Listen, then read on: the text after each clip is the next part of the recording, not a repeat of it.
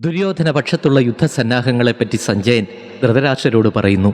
ഭീഷ്മരും ദുര്യോധനനോട് പറഞ്ഞു, കൗരവരുടെ വിജയത്തിനായി ഞാൻ ആത്മാർത്ഥതയോടെ പോരാടും. സർവ്വസൈന്യാധിപനായ ഭീഷ്മരുടെ ഉത്സാഹവും ആവേശവും കണ്ടപ്പോൾ ദുര്യോധനന് ഏറെ സന്തോഷമായി. ഇനി വിജയം സുനിശ്ചിതമാണെന്ന് ദുര്യോധനൻ തീർച്ചപ്പെടുത്തുന്നു.